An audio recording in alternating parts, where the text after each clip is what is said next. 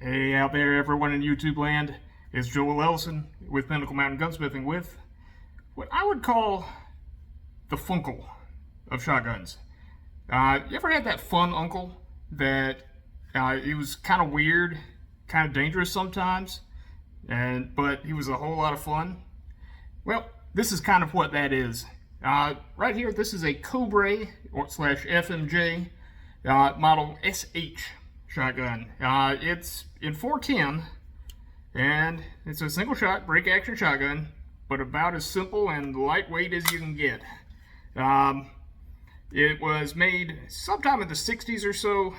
Yeah, the stock's kind of wibbly wobbly.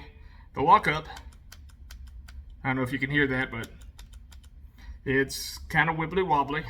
The manual of arms is kind of weird and kind of awkward and doesn't really work well with anything else, but it's a lot of fun. It is an 18.5-inch barrel, break action, single shot of course. This is a dummy round, and as you can see, we're clear. It has no extractor whatsoever. Well, let me get in closer and we'll take a closer look at this thing. Step by. Well, based on initial impressions, just from like here back to here, this thing kind of looks like an overgrown Derringer. That's kind of because it is. It was manufactured by a little company called Cobray. There you go, there's a good shot of their logo. And yeah, if you see that, safety on before loading, we'll get into more discussion of that. Flip her around so you can see the markings on the other side. And we have FMJ, Ducktown, Tennessee, model SH 410 gauge. I am told this will actually also shoot 45 long Colt, but I really wouldn't want to risk it in this sort of get-up here. The stock is very plasticky. You can feel it flexing on you as you wiggle it around. Stock is held on just with one single bolt through the grip. And yeah, if that sounds sketchy, well, good luck, because it is. The stock will also hold 3 rounds of 410. And let's talk about this action here. Now the barrel release is right here. Just grab these little protrusions here either side. Oh, by the way, it does also have a rear sight back here, which is kind of more of a suggestion than anything else. If we open this up, we can see a little bit of the inside. There we go. Yeah, those little rods there, and that spring, that's about all that's holding this thing closed.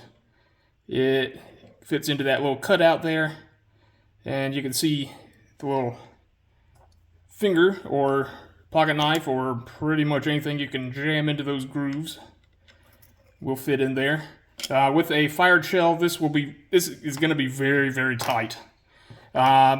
It's a whole lot of weirdness going on here. If you can see, with the hammer fully forward, the firing pin protrudes. Now, in order to put it on safe, you have to kind of pull it back a little bit, kind of wiggle. It doesn't really want to go there. There we go. Yeah, that's your safety.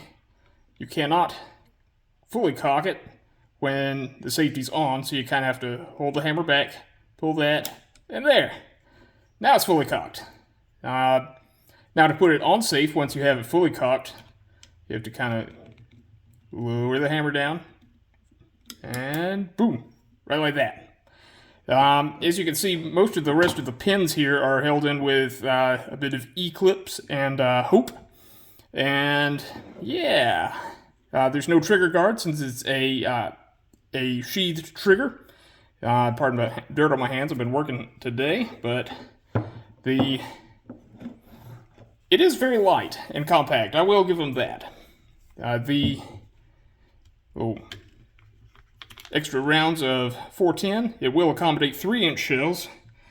Would I want to shoot 3-inch shells out of here? Not really. But yeah, those fit in there.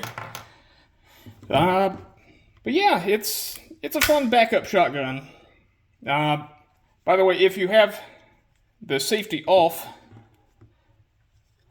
well, hang on a sec, let me turn her around. If you have the safety off, let's go ahead and take her off. There we go. The hammer is, by definition, fully forward. If the hammer is fully forward, when you close it on a live primer, boom, it would go off. This was long before consumer safety directives from the government, and this is generally considered not safe by today's standards. However, you can cock it fully, open it, put a shell in, and close it there. I would recommend doing that if you do end up with this, or one like it, and yeah, from there you can fire and go safe, and fire it safely. But in any case, would I ever use this as a primary shotgun? No, not really. Would I ever use this as a backup, or like a backpack gun? Yeah, it has potential for that. Would you ever want to be in a situation where this was your only gun? No, absolutely not. It's an interesting concept. It was cheap, and with a connection to a company like Cobray, who made shotguns along the lines of, say, the Ladies' Home Companion and the Street Sweeper shotgun, which were outlawed specifically by name in certain legislation. They had a reputation for doing weird, quirky, odd things. They were kind of the Kel-Tec of their day. But these are highly collectible nowadays. They're not being made anymore for many obvious reasons. This receiver is actually fairly solid. It's just two plates with a weld here and a weld over here. And that's kind of it. The barrel is kind of die cast, which is nice. There's absolutely nothing wrong with die casting if it's well done. But let me turn the camera around and I'll give you a few final thoughts. Step by. In any case, folks, that's a fun little shotgun. Should it be your only shotgun? No.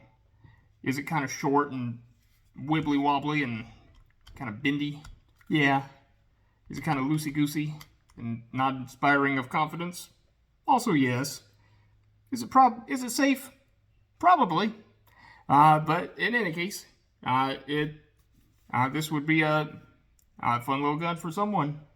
In any case, if you if you found value in our broadcast and you want to support us more directly, please head to pinnaclemountaingunsmithing.com, where you can schedule an appointment to see us. By the way, we will also be at the next Greenville Gun Show on August 17th and 18th of 2025, if you're watching us before then. And yeah, we hope to see you there. Well, stay safe out there, folks. We'll see you next time.